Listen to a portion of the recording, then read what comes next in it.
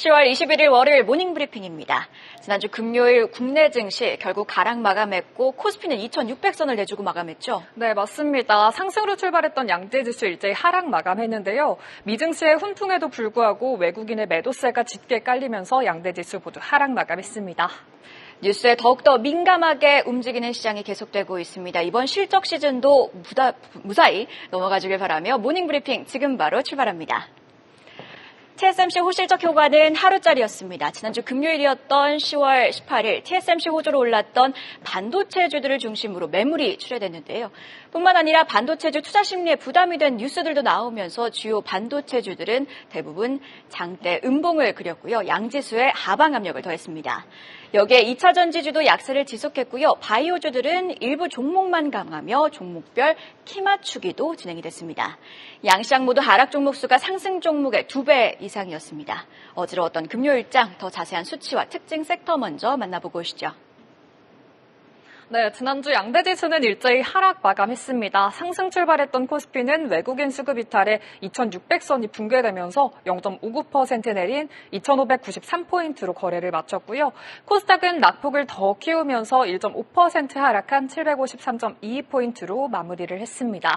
자세한 수급 상황도 함께 살펴보시면 외국인은 3거래일 연속으로 코스피 업무를 팔아내며 지수를 끌어내렸습니다. 코스닥은 외국인과 기관이 일제히 매도 우위 보이면서 지수 하락을 부추겼는데요. 호실적 모멘텀이 부각된 종목들이 상승했지만 반도체와 2차 전지를 중심으로 매물이 출회됐습니다. 섹터별 흐름도 함께 확인해 볼까요? 먼저 비만치료제 섹터가 강보합 마감했습니다. 지난주 노보노디스크 비만치료제 위고비가 국내 출시되자마자 대란 조짐이 이어졌죠. 비싼 가격에도 불구하고 어디로 가면 맞을 수 있냐며 문의가 폭증하고 있다고 하는데요. 출시 당일 주문 접수가 몰려들면서 서버가 다운되기도 했었는데 앞으로 비만치료제 시장 성장에 대한 기대감 부각되면서 고바이오랩이 17%, 한미약품도 강세 보였습니다. 한편 일부 화장품주도 견조했습니다. 식약처에 따르면 올 3분기까지 화장품 누적 수출액은 74억 달러, 우리 돈으로 10조 원으로 올해 연간 화장품 수출액이 사상 최대를 달성할 거라는 전망도 나왔는데요. 이에 섹터 자체는 내렸지만 한국 화장품 제조와 코스맥스 등 일부 관련주들은 상승 탄력 견조했습니다. 이 밖에 인터넷 은행 섹터는 부진했습니다. K뱅크는 지난주 IPO 연기를 결정했는데요. 기관 투자자 수요 예측 결과에서 성공적인 상장을 위한 충분한 수요를 확인하지 못했다고 밝히면서 카카오뱅크 지분을 보유한 한세 예스24홀딩스 등 관련주가 내리막길 걸었습니다. 이렇게 특징 섹터까지 함께 살펴봤는데 그럼 이어서 어떤 뉴스가 시장을 움직였는지도 확인해 보겠습니다. 네, 이날 88개 종목이 52주 신저가를 기록하는 등 전반적으로 분위기는 좋지 못했습니다. 앞서도 언급했듯 시장에 부담이 된 건 반도체주입니다. 첫 번째 헤드라인으로 자세히 뜯어볼 텐데요. 하루 만에 사라진 TSMC 실적 효과, 반도체 투심 회복은 언제쯤입니다. 반도체주, 지난주 목요일과 금요일의 분위기가 확연히 달랐습니다. 이틀간의 등락률을 비교해보면요. 17일에는 TSMC 호실적의 SK하이닉스는 3.8% 올랐고요. 한미반도체는 영업이익이 전년 대비 3,320%나 급증했다는 놀라운 실적 발표 효과까지 더해지면서 7% 가까이 올랐습니다. 그러나 18일인 금요일장 전일 올랐던 것보다 더 많이 하락했고요. 삼성전자의 외국인 매도세도 계속됐습니다. 지수 기여도만 봐도 SK하이닉스, 삼성전자, 한미반도체 이 세 종목은 코스피 지수를 13.3포인트 끌어내렸고요. 결국 코스피는 2,600선을 이탈했습니다. 이미 목요일장에서 TSMC 실적이 선반영됐다는 인식, 또 전일 뉴욕 증시에서 반도체주들이 오르긴 했지만 결국 상승폭을 내주고 마감했다는 점이 반도체주를 끌어내렸습니다. 그런데 이날 사실 시장을 헷갈리게 했던 이슈들도 있었죠. 일단 한미반도체를 둘러싸고 혼란이 좀 있었습니다. 이날 아침 현대차증권은 한미반도체 목표가를 기존의 30만 원에서 17만 원으로 하향 조정합니다. 목표가와 현재 주가의 괴리가 커 하향 조정했다고 언급을 하긴 했습니다. 하지만 투자자들은 4분기에 고객사인 SK하이닉스가 HBM 설계를 8단에서 12단으로 변경하면서 매출 감소가 예상된다고 언급한 부분에 집중하며 매물을 던졌는데요. 이에 현대차증권은 이후 정정 리포트를 냈습니다. 시장의 오해에 대해 정정한다며 회사의 근본적인 기술력에는 흔들림 흔들림이 없다고 강조했습니다. 그런데 정정 리포트를 내는 과정에서 경쟁사인 H사, 그러니까 한화 정밀기계를 언급하며 SK하이닉스양 TC본더 퀄 테스트를 실패한 것으로 확인됐다고 언급했고요. 이에 한화정밀기계는 퀄 테스트는 순항을 하고 있다며 반박하는 등 전반적으로 노이즈가 발생했습니다. 물론 이후 정정 리포트가 또 한 번 수정되며 H사에 대한 직접 언급은 사라졌지만요. 이 혼란 자체는 HBM 관련주 투자 심리를 짓눌렀습니다. 여기에 로이터는 삼성전자의 미국 텍사스 테일러 공장용 ASML 장비 수령이 연기됐고 이는 해당 공장이 아직 주요 고객을 확보하지 못했기 때문이라고 밝혔는데요. 이런 점도 투자 심리에는 부담이 됐습니다. 뉴스 하나에 웃고 우는 반도체주들입니다. 그만큼 투자 심리가 아직 온전히 회복되지는 못했다고 풀이해볼 수 있을 것 같은데요. 그럼 투자 심리는 언제쯤 회복될까요? 다음 페이지 보시죠. 일단 신한투자증권은 이번 주 목요일로 예정된 SK하이닉스 실적이 변곡점이라고 봤습니다.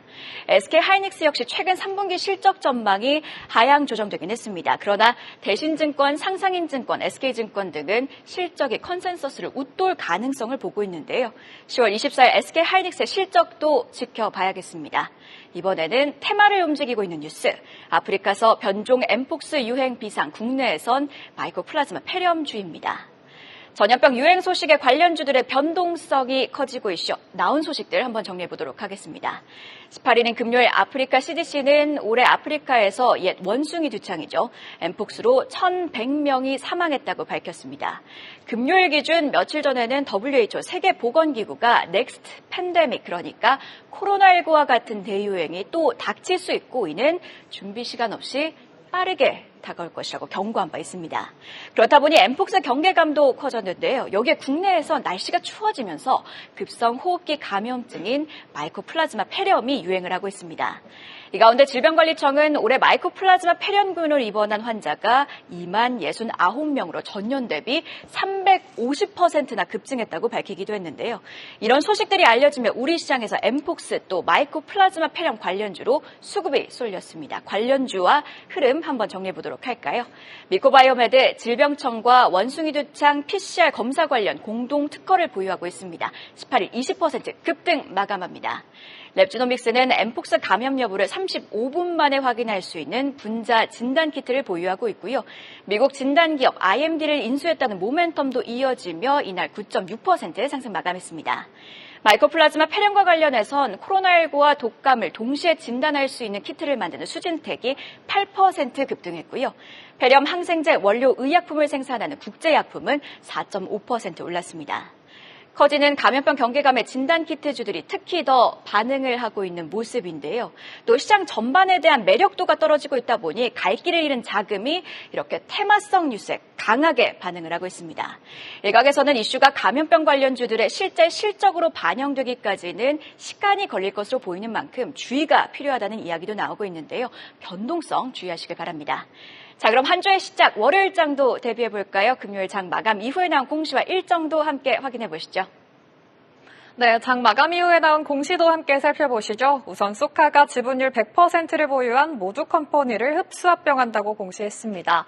최근 법원이 경업 금지를 이유로 2대 주주인 롯데렌탈에 제동을 걸며 경영권 분쟁 가능성에 급등했던 주가가 하락하고 있죠. 오늘 이 소식이 주가에 미칠 영향 함께 주시해보면 좋겠고요.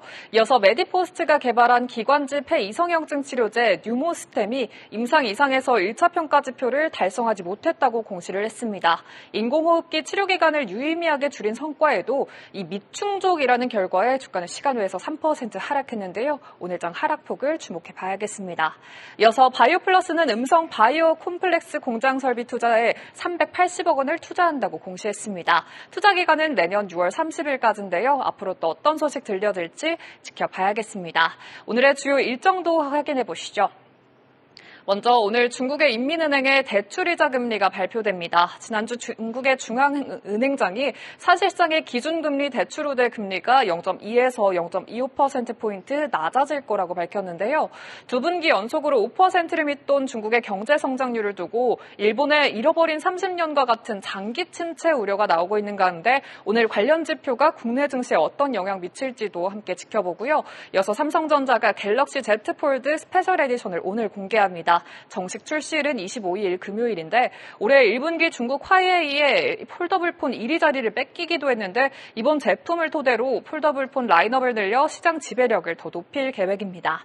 한편 엔터 시장에서는 에스파가 오후 6시 미니 5집 위플래시로 5개월 만에 컴백해 하반기 차트 사냥에 나섭니다. 이번엔 어떤 넥스트 레벨로 드라마를 써내려갈지 또 SM 주가엔 어떤 영향 미칠지도 주시해보시죠. 이렇게 공시와 일정까지 체크해봤습니다. 네, 글로벌 증시 상승세 속 우리 증시만 소외되고 있는 시장이 지속되고 있습니다. 이런 가운데 3분기 실적 시즌이 개막했습니다. 이번 주에는 실적 전망이 최근 상향 조정된 종목, 또 실적 대비 저평가된 종목들을 주목해보는 건 어떨까요? 한 발 더 들어가는 투자인사이트 모닝브리핑이었습니다. 계속해서 다양한 경제 이슈를 알고 싶다면 구독과 좋아요, 알림 설정 부탁드립니다. AI 캐스터 권미정이었습니다.